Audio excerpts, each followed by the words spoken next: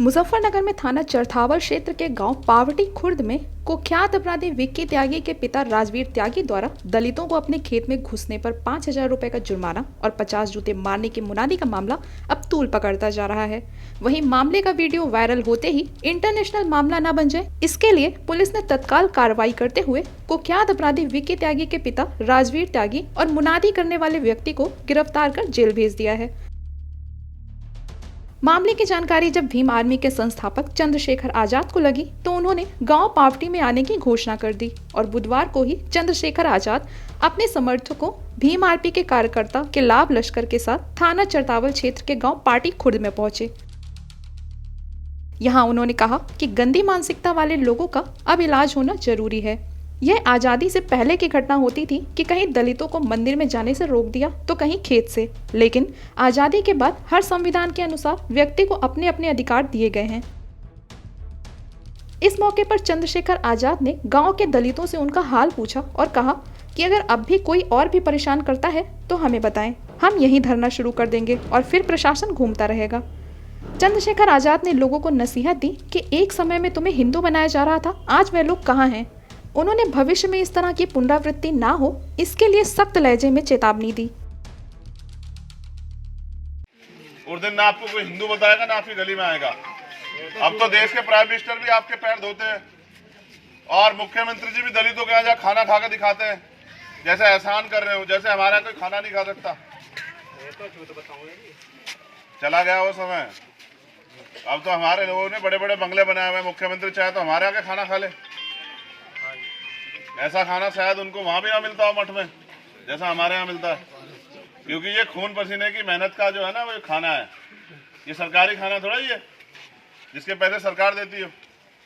तो आप में से किसी कोई डर भय है, किसी कोई धमका रहा, कोई किसी तरह की वो दिमाग में हो तो बताओ मुझे, यहीं डेरा डाल देंगे। फिर यहाँ का प्रशासन यहीं घूमता फिरेगा। फिर लड़ाई उस सोच से है ना कि व्यक्ति से, और वो सोच खत्म होनी चाहिए। हम इंसान हैं और इंसानों जैसा सम्मान चाहते हैं बस। और मेरा नौजवान साथियों से अपील है कि वो ये अपील बहुत जरूरी है, तमाम तरह की बुराइयों से बचो। नशा चाहे वो किसी भी तरह का, कुरीतियों से बचो, अंधविश्वास पाखंडवाद से बचो और एक बन के रहो गांव में, ठीक है। चंद मुट्ठी भर लोग इतने बड़े समाज को नहीं डरा सकते हैं। हम डरे इसलिए हैं, उनके हौसले से बढ़े क्योंकि हम लोग एकजुट नहीं है। तो आप लोग सामाजिक रूप से तो एकजुट रहा करो, ठीक है जी। और कोई बात, कोई भी पूरे गांव में से कोई बहन, कोई भाई, जिसको किसी को कोई बात हो बता देना। और ये कहाँ है वो, और ये तो मुजफ्फरनगर तो रिश्तेदारी है मेरी, ये सब लोग जानते हैं मुजफ्फरनगर के। मगर फिर भी मेरा परिवार यहाँ रहता है, मेरी बहनें माताएं रहती है, उनकी तरफ कोई आंख उठाएगा तो इलाज हो जाएगा। और ऐसा इलाज कि लोग याद रखेंगे। कोई किससे डरने की जरूरत नहीं है। आप मेहनत मजदूरी करके अपने घर को चलाते हो, किससे दबने की जरूरत नहीं है। तो भीम आर्मी के लोग हैं यहाँ, हाल तो उन्हें अपनी गलती का एहसास हो गया होगा, लेकिन तो उनके समाज के लोग भी सोचना चाहिए। अब भाई अगर आपको इतना ही खेती करने का शौक है तो अपने आप काटने लग जाओ। जब आपको खेती करने का शौक है तो अपने आप जाओ धूप में काट के देखो, आपको एहसास होगा। हम मेहनत मजदूरी करते हैं लेकिन स्वाभिमान के साथ समझौता नहीं करते हैं। तो ये अगर किसी के दिमाग में गलतफहमी तो दूर करें। आपसे मेरा निवेदन है कि डरना नहीं है किससे। हमारे बीच में इतने मजबूत नौजवान खड़े हैं, हमें डरना नहीं है। हम संविधान को मानना, किसी का बुरा नहीं करना, लेकिन मेहनत मजदूरी तो करेंगे, लेकिन पढ़ लिख के आगे बढ़ेंगे। क्या आज भी लोगों को यही लगता है कि हम वही करने, वो खेत में मजदूरी करने लायक हैं? नहीं सर। क्यों भाई? नहीं सर। पढ़ लिख का अधिकार मिला नहीं मिला, बाबा साहब दिया। तो जिनको ऐसी सोच है उनके लिए कानून है। लेकिन मैं आपको बस इतना बताने के लिए आज पावटी में रहने वाले तमाम शोषित वंचित वर्ग के लोगों, आप परिवार हो मेरा, मैं आपका खून हूँ। जब तक मैं जिंदा हूँ तब तक तो बेफिक्र हो गए, किससे डरने की जरूरत नहीं है। रही बात, कोई ऐसा मामला नहीं है, आप सब लोग जानते हैं, जिसमें कभी आपको निराश किया गया हो। है कोई मुजफ्फरनगर में ऐसा मामला? नहीं। जिसमें भीम आर्मी के लोग ना अड़े हो? नहीं। हमारी लड़ाई फिर, क्योंकि हम तो पढ़ाने काम कर रहे हैं, लेकिन पढ़ाई, ये भी पढ़ाई करानी पड़ेगी।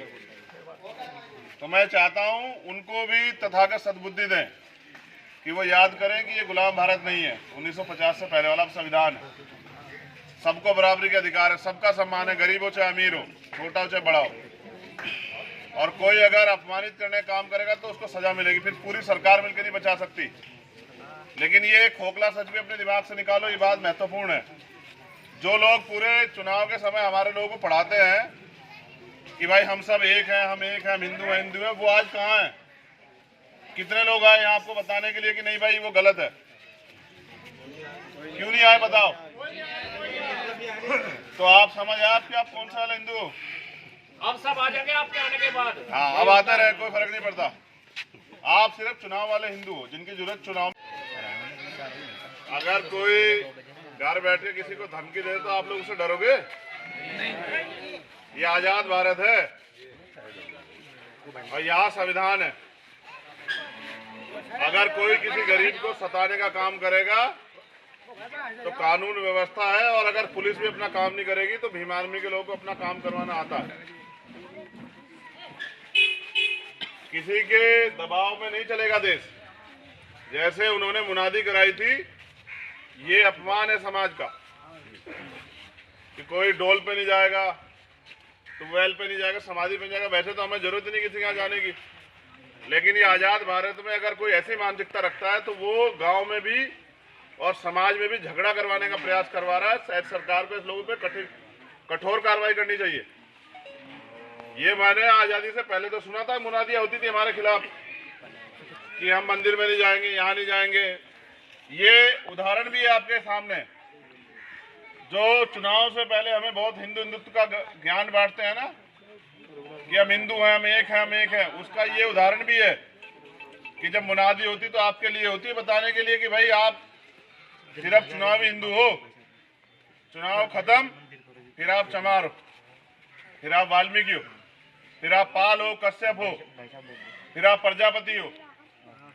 तो मैं सिर्फ आपको, मेरा आने का मकसद ये था, कानून ने तो कार्रवाई कर दी है, लेकिन कहा जा रहा है कि बहुत ताकतवर लोग हैं। तो क्या आपसे ताकतवर है कोई? नहीं।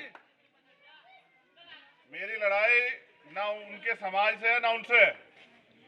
लड़ाई सिर्फ उस सोच से है जो उनके दिमाग में है कि अगर चमारों कह दिया कि हम उनके गेहूं काटो, नहीं काटोगे तो फतवा जारी हो जाएगा। ऐसा फतवा जारी होगा कि सब लोग याद रखेंगे। फतवा है संविधान। दोबारा हिम्मत हो तो दोबारा कुछ कह के देखो, फिर उतनी धारा प्लस हो जाएगी।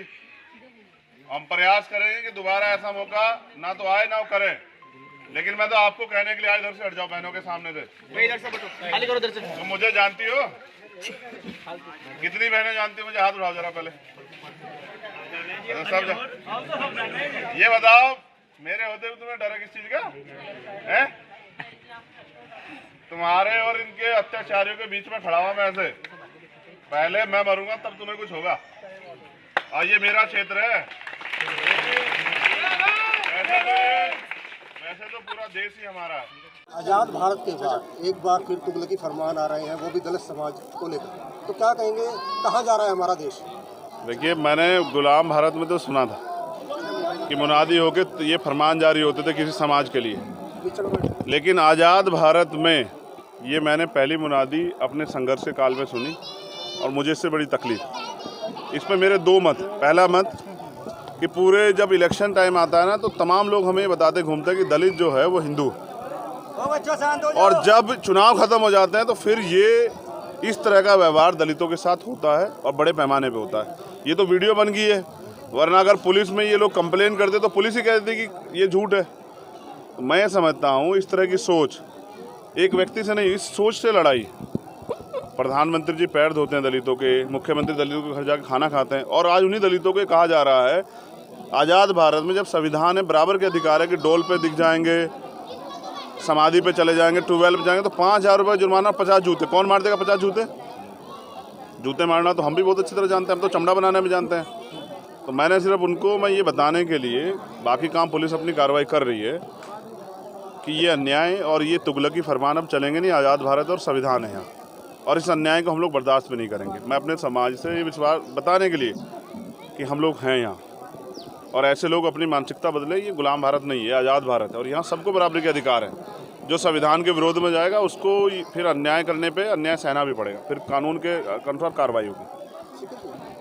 फरमान के बाद से लगातार गांव में दहशत है, जो दलित महिलाएं वो जंगल भी नहीं जा रही है जी, तो क्या लगता है प्रशासन को सोचता व्यवस्था करेगी, लेकिन एक भी सिपाही गांव में नहीं है। मैं अभी यहाँ के अधिकारियों से बात करूँगा, पहले मैंने समाज से बात की है। देखो मैं फिर कह रहा हूँ, समाज डरता वरता नहीं, लेकिन बाबा साहब अम्बेडकर, सदगुरु रविदास जी उनको कह के गए कि पढ़ाई पे ध्यान दो, तो वो लोग पढ़ाई लिखाई करके, क्योंकि गरीब समाज आगे बढ़ने का काम कर रहा है। अगर लड़ने की बात हो तो हमारी आबादी इतनी है, लेकिन हम लड़ना ही नहीं चाहते, हम तो आगे बढ़ना चाहते हैं और तरक्की के रास्ते वो एजुकेशन से खुलेंगे। तो हम लोग पढ़ने वाले लोग हैं, संविधान के अनुसार चलने वाले लोग हैं। ये दहशत का माहौल ख़त्म हो, इसलिए मैं यहाँ हूँ और मुझे आशा विश्वास है कि मेरे आने के बाद गांव में दहशत का माहौल ख़त्म होगा। और मैं अधिकारियों से बात करूँगा कि जो धमकियाँ दी जा रही लोगों को, उन धमकी देने वाले लोगों पर भी कार्रवाई की जाए। जैसे एक अभी मुझे जानकारी मिली कि जिस बच्चे ने वीडियो बनाई उसको धमकी दी जा रही है कि उसको देख लेंगे। कौन देख लेगा? ये देखने दिखाने काम हम लोग बहुत अच्छी तरह जानते हैं। क्या कानूनी कार्रवाई से आप संतुष्ट हैं? देखिए मैं तो अभी गांव में पहुंचा हूं, कानूनी कार्रवाई में वो एफआईआर भी देखूंगा और मैं एसएसपी से बात भी करूंगा। मैं ये भी पूछूंगा सुरक्षा व्यवस्था क्या है, क्योंकि जिस व्यक्ति ने किया ये पहला काम नहीं है उसका। उसने पहले भी ऐसे कई तरह के फरमान जारी किए और इस तरह के लोगों को डराने धमकाने काम के दबाव डालने का, और फिर उनका वो एक क्रिमिनल जारी किया और इस तरह के लोगों को डराने धमकाने काम के दबाव डालने का, और फिर उनका वो एक क्रिमिनल परिवार से भी आते हैं। किसी व्यक्ति को नुकसान हो सकता है, तो पुलिस ने क्या कार्रवाई की है अब मैं वो सब चीज़ें जानूंगा। मैं बुलडोजर कार्रवाई का भी समर्थन नहीं करता, लेकिन मैं सोचता हूँ जिसने अपराध किया उसके अंदर कानून का डर होना चाहिए।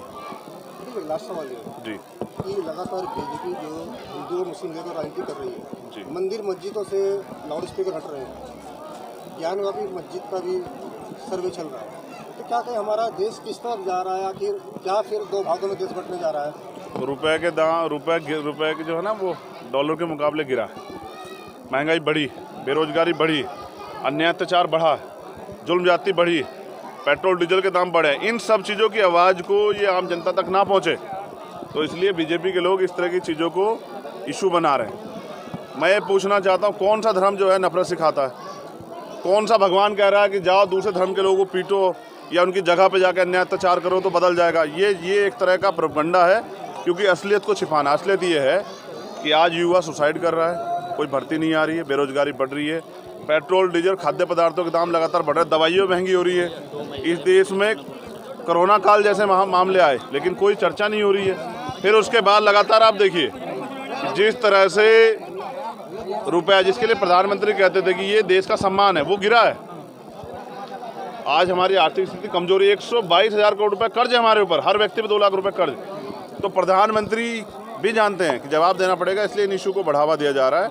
और जैसा आपने कहा, हिंदुत्व का सच ये है और हिंदू राष्ट्र का सच भी है। मैं तो मोहन भागवत जी से कहना चाहता हूँ, उन्होंने टेंडर लिया है, ठेका लिया है हिंदुत्व का, वो मुझे बताएं कि वो एक हिंदू राष्ट्र से पहले एक हिंदू गांव बना के दिखाएं, और उस हिंदू गांव में दलितों की, पिछड़ों की, आदिवासियों को क्या अधिकार होंगे, क्या उसका आधार होगा, क्या मापदंड होगा, किनको शिक्षा मिलेगी, किनको रोजगार मिलेगा, किनको जो है तरक्की बिजनेस करने का मौका मिलेगा, उसका भी पैमाना संविधान रखें। अगर हिंदू राष्ट्र बनेगा तो हिंदू संविधान भी बनेगा। वो संविधान क्या होगा, और उस संविधान में दलितों को, पिछड़ों को, आदिवासियों को, माइनॉरिटी को क्या अधिकार होंगे, ये भी जरा बताएं। तो पहले मोहन भागवत जी एक गांव बना के दिखाएं हिंदू, और पूरी दुनिया को, पूरे देश को उसका मैसेज देखने को मिले कि ये हिंदू गांव कैसे होते हैं, हिंदू राष्ट्र कैसे होते हैं। जब भी धार्मिक राष्ट्र बनेगा तो देश टूट जाएगा, और मैं नहीं चाहता मेरा देश टूटे। मैं अपने देश से बहुत प्यार करता हूँ। सर एक सवाल है, सलमान जी, आज पंचायत किस बात को लेकर पंचायत? देखिए, आज ग्राम पावटी में यहाँ बसपा का प्रतिनिधिमंडल बाकायदा बहन जी के नेतृत्व में, उनके कहने पे यहाँ ज़िला अध्यक्ष जी के नेतृत्व में यहाँ आया है। तो सब हमारे पुष्पांकल पाल जी जो ज़िले के शहर से चुनाव लड़े और बाकी जितने जिम्मेदार लोग हैं, सभी लोग यहाँ आए हैं। आज ये जो एससी समाज में एक डर का माहौल बनाने की कोशिश की जा रही है, उस चीज़ के लिए आज हमें ख़ास तौर से आना पड़ा। जबकि आज पूरे हिंदुस्तान में सभी धर्म जाति के लोग प्यार मोहब्बत से एक दूसरे से मिलजुल के रह रहे हैं, और पावटी गांव में भी कभी भी ऐसी कोई शिकायत नहीं हुई। लेकिन पहली बार एससी समाज के ऊपर इस तरह से जो बात कहने की कोशिश की गई, वो बहुत बड़ी दुख की बात है। क्योंकि एक समाज को ख़ास तौर से टारगेट करके कहना, और ये कहना कि चमारों के साथ अगर दिखे तो उनके जूते मारे जाएंगे, तो इस तरह की बातें बहुत निंदनीय हैं और बड़े शर्म की बात है इस तरह से होना। क्योंकि जब हिंदुस्तान में बाबा साहब के अम्बेडकर जी के हम संविधान को मान रहे हैं और चीज़ों को प्यार मोहब्बत से लेके चल रहे हैं, तो इस तरह की बातें करना वो बहुत शर्म की बात है। और मुझे उम्मीद है प्रशासन ने जो सख्त कार्रवाई की है उनके ख़िलाफ़, उसमें बहुत सख्त कार्रवाई होनी चाहिए और इस तरह के लोगों को महसूस होना चाहिए कि अगर उन लोगों ने समाज को तोड़ने का काम किया तो उनके खिलाफ सख्त से सख्त कार्रवाई होगी। और यहाँ हिंदुस्तान में सभी वर्ग के लोग प्यार मोहब्बत से रहेंगे, क्योंकि यहाँ ख़ास तौर से पावर्टी में इनका परिवार हमेशा से बाहुबली रहा, लेकिन कभी भी एससी समाज ने ये महसूस नहीं दिया कि वो दबाव में है। एससी समाज ने सभी के लिए साथ काम किया। चमार जितने हमारे भाई हैं वो चाहे मुसलमानों का भी खेत में काम करने जाते थे, वहीं त्यागियों के लिए भी जाते थे और समाज में भी जाते थे, लेकिन कभी दबाव में उन्होंने काम नहीं किया। मोनाली के बाद से लगातार गाँव में दहशत है, जो महिलाएं वो दिशा सोच या जंगल में घास लेने के लिए जा रही है। देखिए वो एक जो उन लोगों के बीच में है, इसीलिए आज हम लोग भी यहाँ बीच में आए और प्रशासन ने जो कार्रवाई की है और जो आज बसपा का लोग जो आज उनको हम संवाद न देने आए हैं तो उनके साथ खड़े होने आए हैं, तो वो उस चीज़ को यही कहने आए हैं कि उनको आज डरने की ज़रूरत नहीं है किसी भी चीज़ से, और वो अपने जैसे रहते आए हैं वैसे ही रहें। और वो भी एससी समाज ने देखिए कभी इस गांव में कोई डर के रहा ही नहीं, क्योंकि जितने हमारे एससी समाज के बच्चे हैं, नौजवान हैं, वो लोग भी अपना आप में सक्षम हैं और वो कानून का पालन करने वाले लोग हैं। उन्होंने वही किया, वरना अगर ये चीज़ किसी और समाज में होती आज इस पावटी गांव में नहीं पूरे मुजफ्फरनगर ज़िले में आग लग चुकी होती। लेकिन मैं एससी समाज का ख़ास तौर से अपने पावटी गांव का बहुत ऋणी हूं कि उन्होंने ज़िले में एक प्यार मोहब्बत का मैसेज दिया, ये साबित किया कि वो कानून को मानने वाले लोग हैं और जो उन्होंने चीज़ें हैं वो कानून के ऊपर छोड़ी, अपने हाथ में उन्होंने कोई चीज़ नहीं लिया। उस चीज़ के लिए भी हम एससी समाज का अपने पावटी गाँव के